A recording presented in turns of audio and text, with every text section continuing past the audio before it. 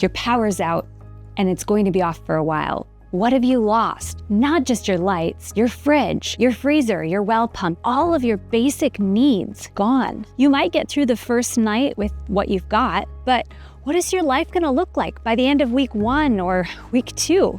Today, we're showing you how to keep your essentials running when the grid goes down with quick and easy options you can start working on right now, even if you're renting or it's in a temporary location. Welcome to week 4 of January Jumpstart inside the Ready Life Academy. And our goal for this week is to get you set up with 2 weeks of backup power. 2 weeks covers most outages, and it's an amount that anyone can achieve without spending a fortune. So before we talk about generators and batteries, you need to know what you actually need to power. And the fastest way to figure that out is to do what we call a power down walkthrough. Here's how it works. First, you go and you find your main breaker and you flip it off. Then, just for a few minutes, walk through your home. Pay attention to what stops working. Now's when you write those things all down. And then this is the key part. You separate that list into 3 different categories. Number 1, your must-haves. These are health and safety items. Things like your fridge, your freezer, your water pump, any medical equipment, basic lighting, maybe a way to charge your phone so you can communicate. Everyone's list will be slightly different depending on what your specific needs are. The second list is your nice-to-haves. You'd like these, but you can survive without them. Maybe your internet router for communications, perhaps a blender or other kitchen appliance that you use a lot for meals, or a washer and dryer. The third list that you're going to categorize these items into is the don't need to haves. These are things that are pure convenience, like your dishwasher, TV, hair dryer, stuff like that. Now, why does this matter? Because the smaller your must-have list, the less expensive and complicated your backup power system needs to be. If you're trying to power your entire home like nothing happened, you're going to need a very big system and a big budget. How much power do you actually need? If your must-haves list is short and mostly appliances that plug into a receptacle in the wall, the easiest way to measure your power usage is with a little tool called the kilowatt meter. You can pick one up at many hardware stores or even on Amazon for about $30. So all you do is plug this kilowatt meter into a receptacle or a power cord like this, plug your appliance into the front, and then you can just press the KWH button, which will tell you how much cumulative energy it has used since it's been plugged in. And so with this appliance, it has used 0.38 kilowatt hours since it's been plugged in. If we press this again, it tells us how long it's been plugged in, has a timer on there. So it's been plugged in for 26 minutes. So what you're going to do is if you're measuring a refrigerator or a freezer, something like that, that cycles on and off, you're going to plug it in and leave it plugged in for 24 hours. And when this timer shows 24 hours, then you're going to come back and press that KWH button and it'll tell you how many kilowatt hours it used in that 24-hour period. And that is how much you can plan on for a more accurate estimate of your power usage for that appliance. That's what we need for sizing batteries and things like that. The other number we need to know is how many watts or kilowatts does the appliance use when it's actually running. And a kilowatt meter will tell us that number too. Just press the watts button. It's as simple as that. This is kind of a big appliance. It's using a little over 1,000 watts or a little over 1 kilowatt. And that's the instantaneous power it's using right now. If you want to measure larger appliances that are hardwired directly into your panel, you can use an Emporia Cue meter just like we have here. We love ours. After a short install into the service panel, this thing measures any circuit that I want and keeps running totals where I can get really accurate measurements over time rather than just a one-off measurement. We've linked to this Emporia Cue down below. But there's one thing we've learned over the years. A lot of folks don't want to bother with measuring their power usage. So to make this super easy for you, we've custom built 2 sizing tools. You'll find a link to them in your emergency power workbook, which you can download for free at thereadylife.com/workbook. The first tool is a generator sizing tool. You just check off the appliances you need to power, and it tells you exactly what size generator you need, along with some specific recommendations and a link where you can get it. The second one is a portable power station sizing tool. Same idea. You pick what you want to power. Either you use our estimates or you can plug in your own measurements from a kilowatt meter, and it will tell you exactly which models can power what you need to run, how long they can run with those loads, and even a handy link where to get the best deal that we could find. These tools are going to save you a ton of time and help prevent you from buying the wrong equipment. And you can get access to both of them when you download the free emergency power workbook that goes along with this video. It will help you figure out what you need and how much of it you need. And it makes it super simple. Just go to thereadylife.com/workbook to get your free copy right now. And if you're a member of the Ready Life Academy, you already have access to this and all of our other resources. Plus, you can bring your specific questions to our weekly live coaching calls where we'll help you figure out what your next step is. All right, let's talk about step one of your 2-week power plan, and that's getting a generator and a fuel supply. Yes, I'm still recommending generators as your first step, even in this age of high-tech gadgets and power packs and solar and all that. A generator is still the simplest, easiest, most economical first step to reliably keep your essentials powered up during a blackout. And for most people, this is where you're going to start. That's coming from a guy who's spent years, actually decades, living off the grid with a solar system. But here's why your first step should be a generator. Remember, we're shooting for 2 weeks of backup power in the beginning. And when you compare the cost to store 2 weeks of energy in the form of expensive batteries versus 2 weeks of power in the form of gasoline, or propane or diesel, there's just no comparison. Even if you whittled your essential power down to only 3 kilowatt hours per day, which would be pretty small, having enough portable power station power to store 2 weeks of power could easily cost $15,000 or more. Compare that with the cost to run a generator for 2 weeks, even if you ran it 24/7, and you'd be miles ahead. Plus, you may already have a generator, and if that's the case, then why not make that your first step and just ensure that you have a good supply of stabilized fuel on hand. When you're deciding what size you need, what I would say is figure out what is the largest item that you need to power. And if the largest item you need to power doesn't use a whole lot of power at one time, then go with a smaller generator. For instance, if all you need to power is a refrigerator, they don't use a lot of power at one time. They might use 300-400 watts plus or minus at one time.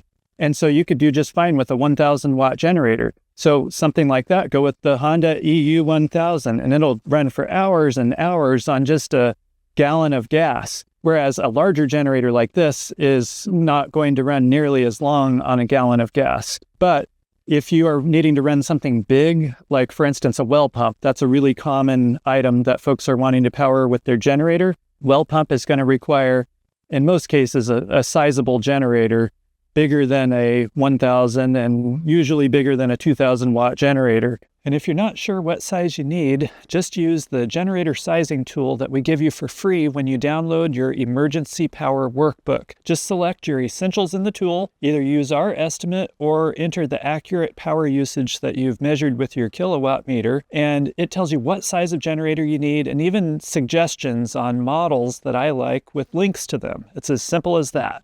Now let's talk about fuel, because a generator is only useful as long as you can feed it. So here's the goal. You want at least 2 weeks of fuel stored for your generator. Here's how to figure how much that is. Let's say you have a smaller system where you're only running a fridge, freezer, a small water pump, maybe a few lights, and cell phone charger. Once you know that and use the generator sizing tool to figure out which generator you want to go with, you can look at the manual or spec sheet to get some estimates on fuel consumption. For example, if you're running a Honda EU 3000 generator for 24 hours a day at about 50% capacity, you're going to burn roughly half a gallon per hour. That's 12 gallons per day. Multiply that times 14 days, and you'd need about 170 gallons of gas for 2 weeks if you're running it constantly 24/7. Now, that's a lot of gas to store if you don't have much space. But here's the thing. You probably don't need that generator running 24/7. In fact, you'd probably be just fine if you ran it for several hours in the morning and several hours in the evening just to keep the fridge and freezer cool and pump the water up. And that could easily get you down to 8 hours of runtime per day and a grand total of around 55 gallons for 2 weeks of power. Not bad. And it just so happens that 55-gallon drums like this are perfect for storage. Now, if you already have a sizable propane tank, that makes a great fuel source for generators because propane doesn't go bad. But sadly, it's hard to find good small propane generators. Most of them are much larger. So let's go with a larger system. Say one where you're trying to power most or all of your home and you're running maybe a 20 kilowatt standby generator. You'd be using roughly 1.9 gallons per hour at 50% load.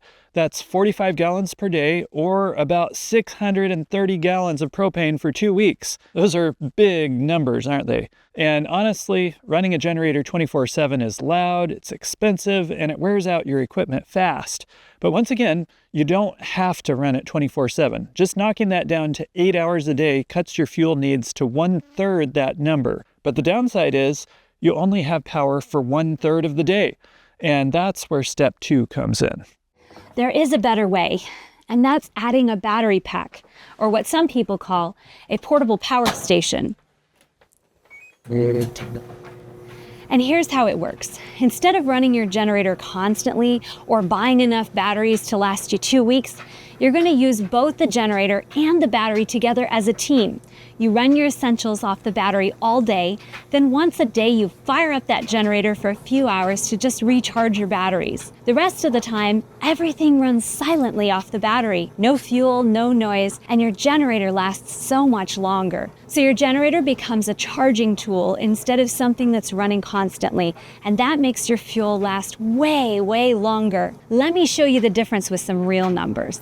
Now, let's go back to that smaller 3 kilowatt hour per day system. Let's add a battery pack like this EcoFlow Delta Pro or a Delta Pro 3 if you need 240 volts. Now you only need to run your Honda EU3000 generator for about 2.7 hours per day to charge it back up. At half a gallon per hour, that's about 1.35 gallons per day. Times 14 days, that's only 19 gallons of gas for 2 weeks. Compare that to 170 gallons that you needed when running 24/7. That's a massive difference. In fact, if you already have that 170 gallons stored for your generator-only setup, adding a battery pack would stretch that fuel from 2 weeks to over 4 months. And even with a really large system, this works. Let's say that you're needing a 30 kilowatt hour per day system and you're charging with a 20 kilowatt generator for powering those big loads in your home. Adding battery storage makes a huge difference. With 2 EcoFlow Delta Pro Ultra inverters and 6 batteries, you'd need to run the generator about 6 hours a day to keep up. That's about 11.4 gallons of propane per day, or that works out to 160 gallons for 2 weeks. Still a lot, but way, way better than the 630 gallons that you'd need running it 24/7. And if you'd already stored 630 gallons of propane, adding the batteries into the mix would stretch that from 2 weeks to almost 2 months. Now, sizing a battery pack for this kind of portable emergency power setup is pretty straightforward. You want a battery that can power your essentials for at least 1 full day. 2 is even better, but at least 1. And that way you can charge it once a day with the generator and you're covered. And we've built a custom tool just for you that makes sizing and picking the right portable power system really easy. You just pick the appliances that you think you're going to be running, and you can even adjust them if you want. If you use your kilowatt meter, you can go with the estimate that we provide and just go with it, or you can plug in your measured power usage and it's going to tell you exactly how much battery power that you need, and it even helps you pick the right model. Go down here and edit, and you can pick model, and it'll tell you how many days of runtime, or in this case, less than a day of runtime, that you would have. And you'll get free access to this amazing little tool when you download the emergency power workbook that goes with this video. It's our gift to you. Just go to thereadylife.com/workbook and you can get it there.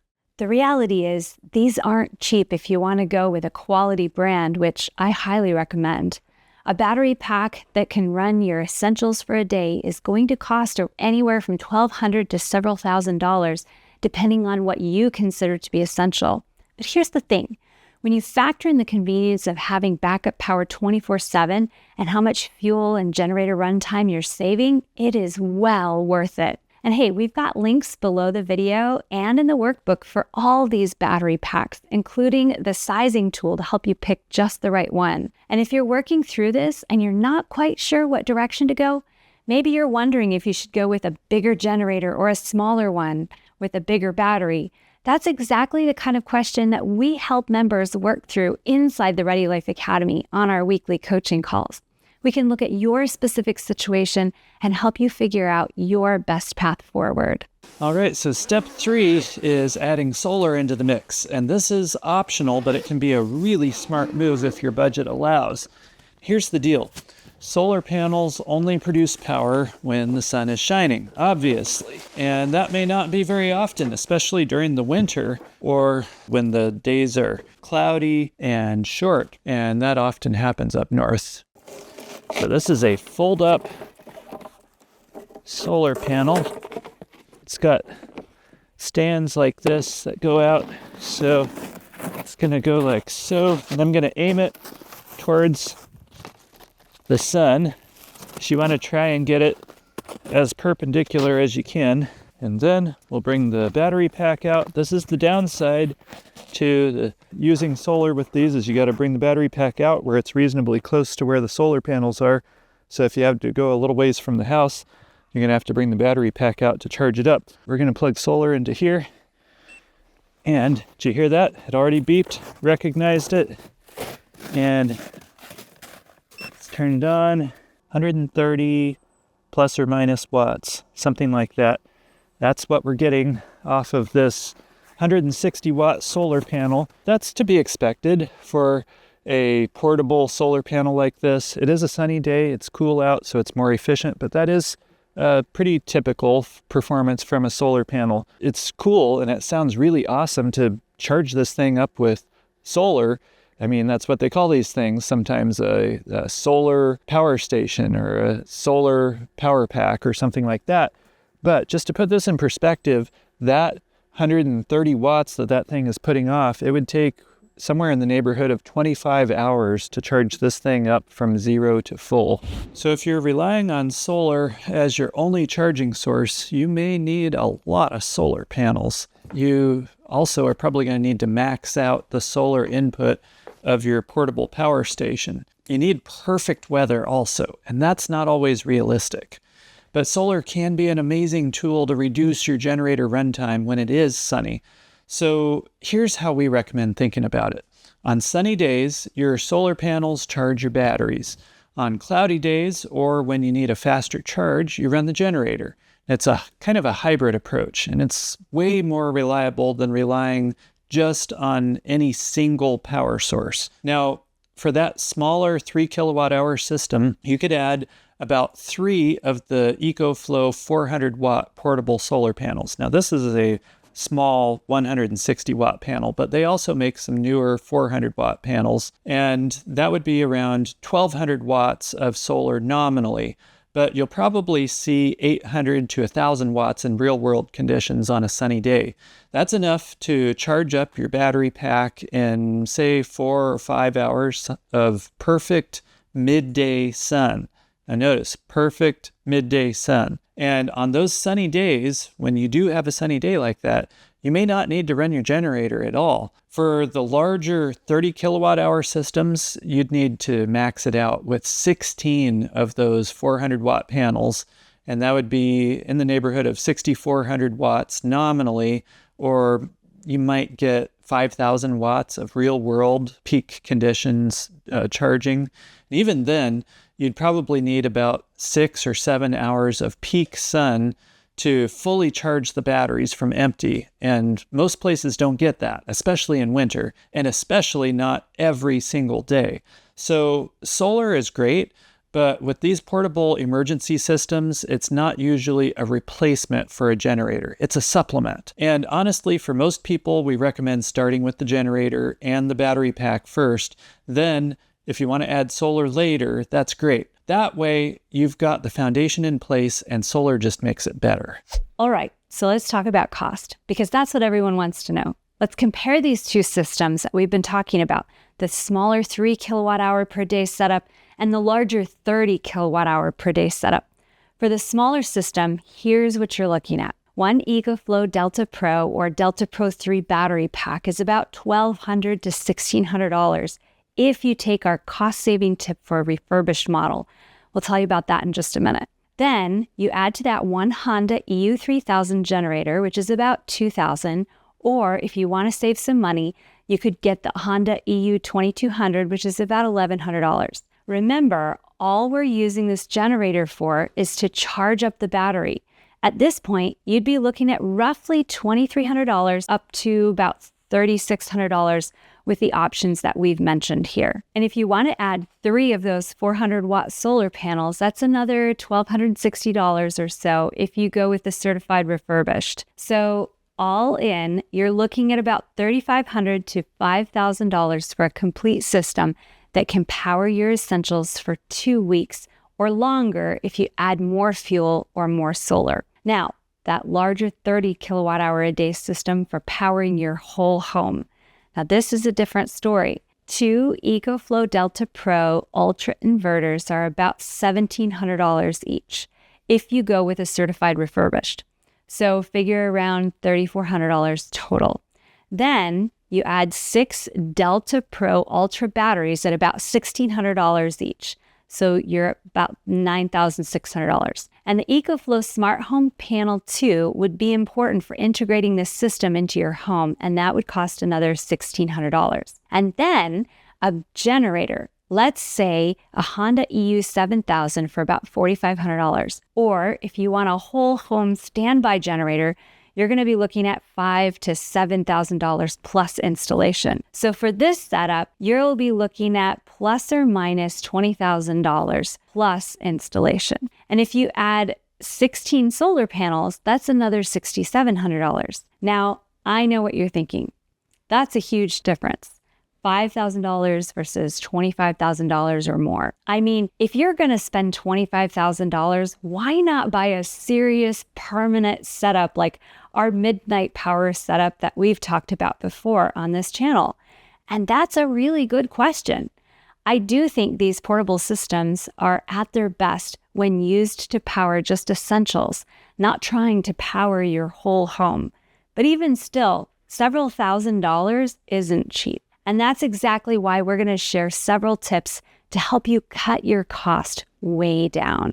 Tip number 1 is to focus on the essentials. We said this earlier, but it's worth repeating. You don't need to power your whole house. You just need to power the things that keep you fed, watered, warm, and safe, like fridge, freezer, water pump, medical devices, basic lighting, communications. Really, that's it. Everything else can wait.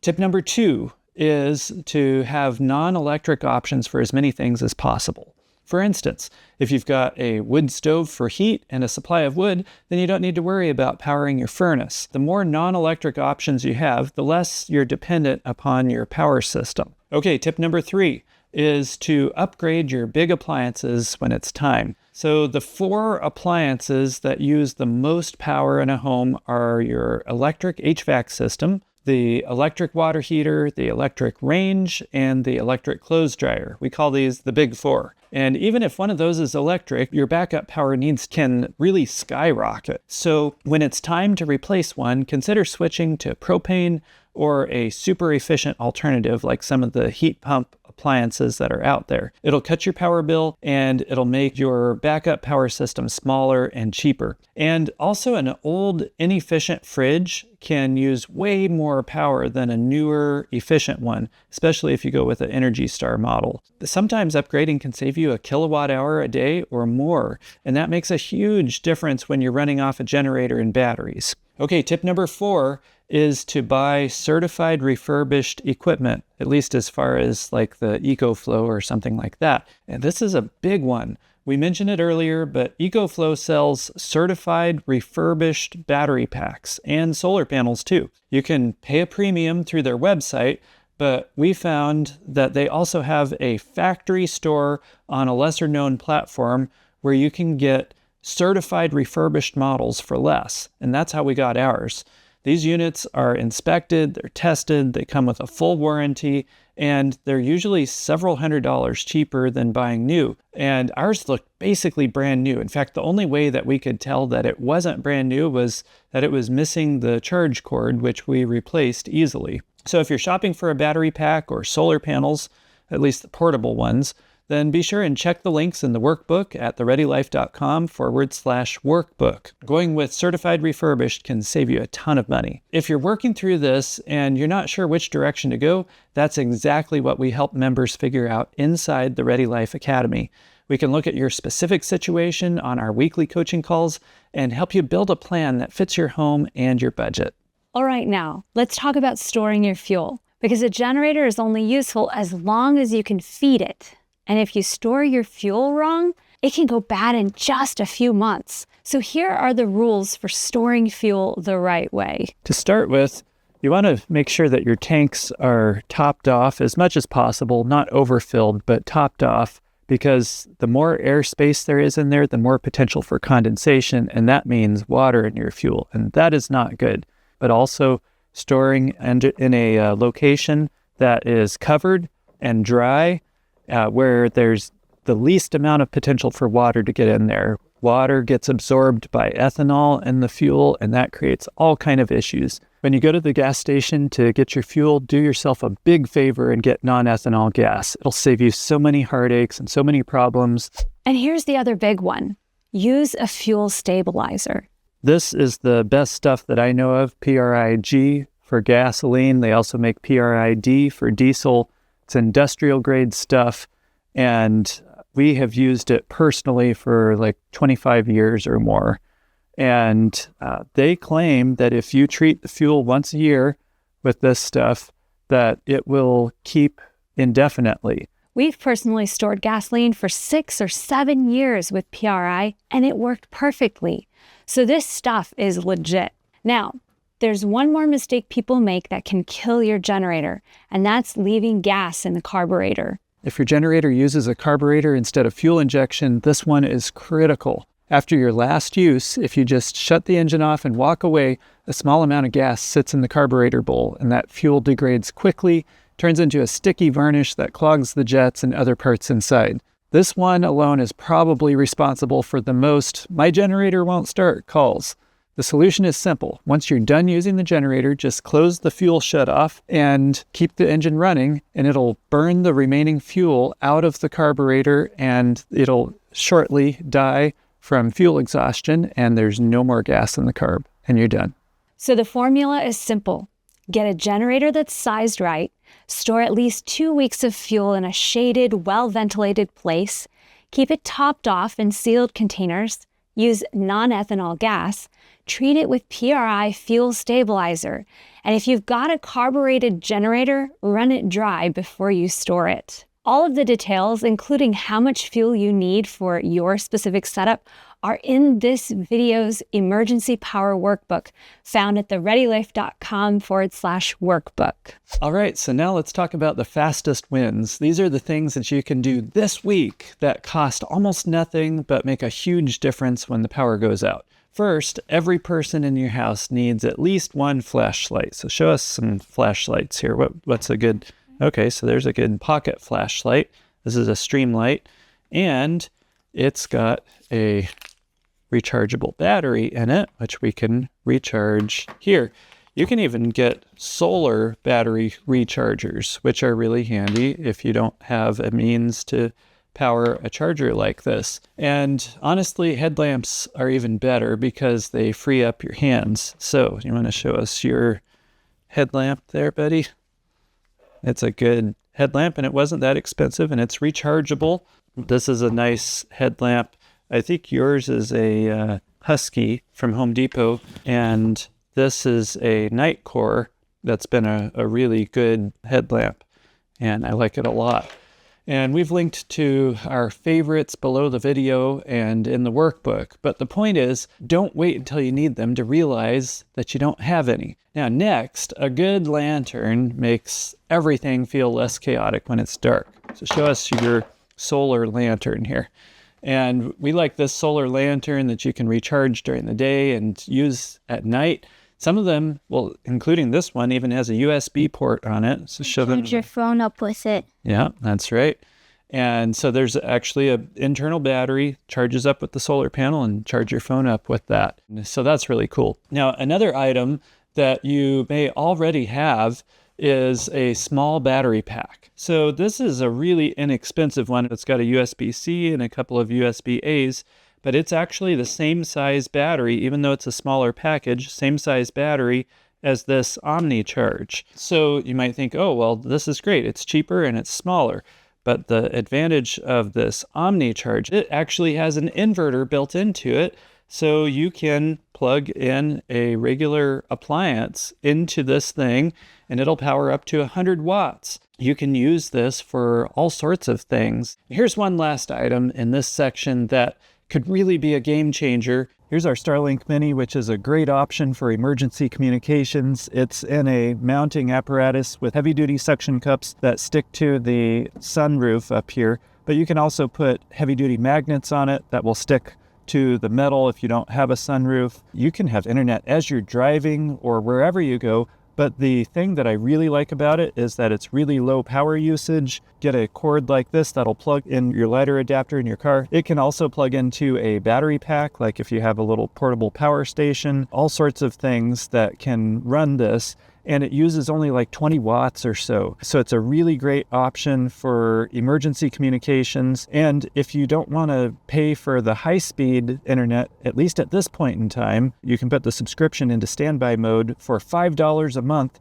where you get unlimited low-speed data. Obviously, it's not going to be something where you're watching videos or doing a lot of browsing, but from what I understand, it's fast enough where you can send text messages, even do Wi-Fi calling with it, or do slow internet browsing, which is really all that you need for emergency communications. So it's hard to beat that, and this could be a great option. Now, these are all small wins, but they're a great first step that you can take today.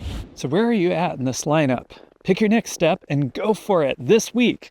If you're starting from scratch, get your flashlights, headlamps, and phone chargers sorted, do your power down walkthrough, and write down your essentials. If you're a step past that, then start researching generators. Use the generator sizing tool that comes with the workbook to figure out what size you need. If you're ready for the next level, then add a battery pack to stretch your fuel and reduce generator noise. You can use the portable power station sizing tool to pick the right one for that. And if you're beyond all that and you want to add solar, then start planning your solar setup to reduce generator runtime even more. The point is, don't try to do it all once. Just take the next step. And to get the emergency power workbook with the generator sizing tool and the portable power station sizing tool, your fuel storage checklist, and everything else that we've talked about today, just head on over to thereadylife.com/workbook. Normally, these are only available inside the Ready Life Academy, but right now you can grab it for free. Whether you join us in the Academy or just grab the workbook, the important thing is that you take action today. So go to thereadylife.com/workbook right now while you can still get it.